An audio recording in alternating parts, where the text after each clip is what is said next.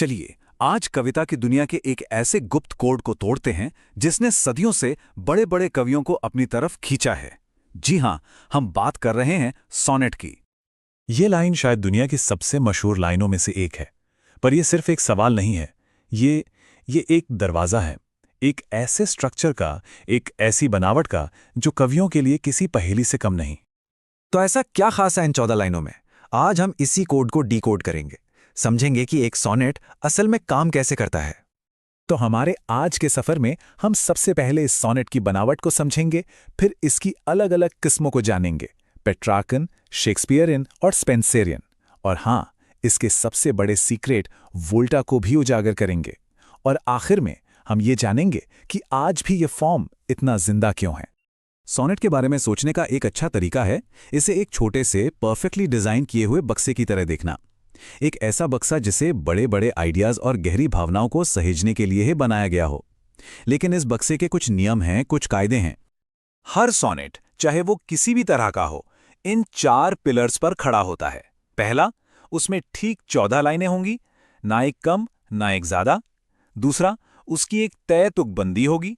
तीसरा, उसकी एक खास लय होगी, जैसे दिल की धड़कन। और चौथा, उसमें एक ऐसा मोड़ आएगा जहां कविता अचानक एक नई दिशा ले लेती है। अब ये लय क्या चीज है? इसे कहते हैं आयम्बिक पेंटामीटर। सुनने में थोड़ा मुश्किल लगता है ना? पर असल में ये बहुत नेचुरल है। ये बस हल्के और जोरदार सिलेबल्स का एक पैटर्न है जो कविता को एक म्यूजिकल रिदम देता है। कुछ इस तरह, दडुम दडुम दडुम, बिल्कुल दिल की धड़कन की तरह। चलिए शेक्सपियर की उसी लाइन पर वापस आते हैं। इसे इस लय में सुनने की कोशिश कीजिए। Shall I compare thee to a summer's day? सुना आपने? 5 धड़कनें। यही वो iambic पेंटामीटर है जो सोनेट को उसकी खास आवाज देता है। तो अब बात करते हैं सोनेट के पहले बड़े प्रकार की, जिसका क्रेडिट जाता है इटली के महान कवि पेट्रार्क को। उन्होंने ही इस फॉर्म को मशहूर किया, इसीलिए इसे इटालियन सोनेट भी कहते हैं। पेट्रार्कन सोनेट का स्ट्रक्चर बहुत साफ होता है। ये 2 हिस्सों में बटा होता है। पहले 8 लाइनों में, जिसे ऑक्टेव कहते हैं, एक सवाल उठाया जाता है या कोई समस्या रखी जाती है। और फिर आखिरी के 6 लाइनों में, जिसे सेस्टेट कहते हैं, उसी सवाल का जवाब या उस समस्या का हल दिया जाता है। इसकी तुकबंदी को देखिए। ऑक्टेव की राइम स्कीम है ABBA ABBA, जो एक सॉलिड ब्लॉक बनाती है। और फिर सेसेट की राइम स्कीम बदल जाती है, जैसे CDE CDE।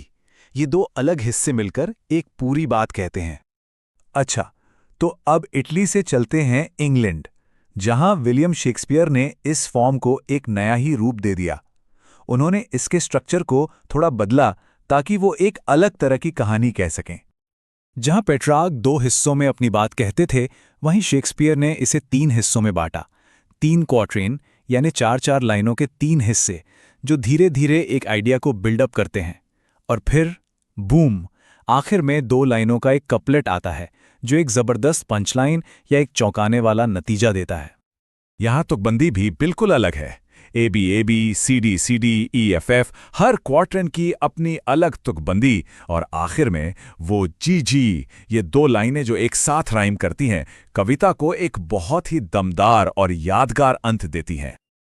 लेकिन रुकिए, शेक्सपियर अकेले नहीं थे जो सोनेट के साथ नए नए प्रयोग कर रहे थे।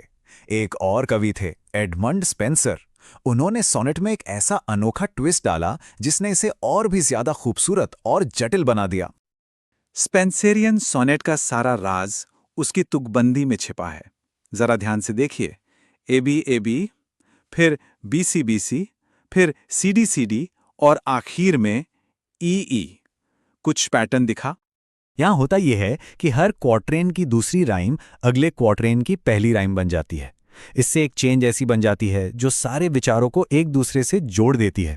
ये एक धागे की तरह पूरी कविता को एक साथ बुनता है। अंत इसका भी शेक्सपियर की तरह एक कपलेट से होता है, पर यह जुड़ाव इसे एक बिल्कुल अलग एहसास देता है।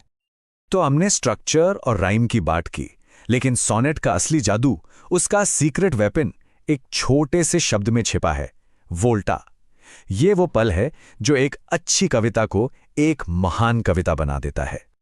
वोल्टा ये एक इटालियन शब्द है जिसका मतलब है मोड़, और कविता में भी इसका यही काम है। ये कविता का टर्निंग पॉइंट है, वो मोड़ जहां कवि अचानक से अपनी बात का रुख बदल देता है, या हमें एक नया नजरिया दिखाता है। चलिए अपने पहले उदाहरण सोनेट 18 पर वापस चलते हैं।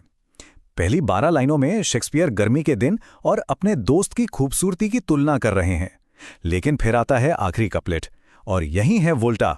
बात अब खूबसूरती की नहीं रही, बात इस पर आ गई कि ये कविता उस खूबसूरती को हमेशा हमेशा के लिए अमर बना देगी। देखा आपने, पूरा तर्क ही पलट गया।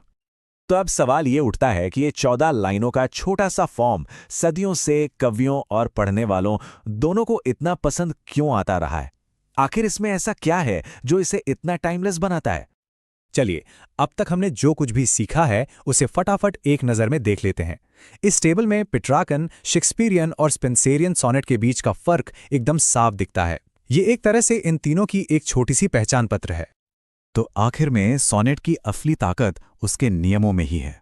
14 लाइनों की सीमा कवि को फोकस्ड बनाती है। इसका स्ट्रक्चर हमें एक मुश्किल आइडिया को समझने में मदद करता है।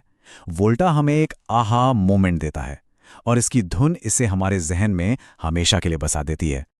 तो अगली बार जब कोई मशहूर लाइन सुने तो एक पल को जरूर रुकिएगा। हो सकता है वो एक सोनेट का हिस्सा हो, एक छोटा सा खजाना जिसमें एक ऐसा विचार हो जिसे हमेशा जिंदा रहने के लिए बनाया गया है। और ये हमें एक आखिरी सवाल पर छोड़ जाता है, अगर किसी एक आइडिया को अमर बनाने के लिए सिर्फ 14 लाइनें हों तो उसमें क्या लिखा जाए?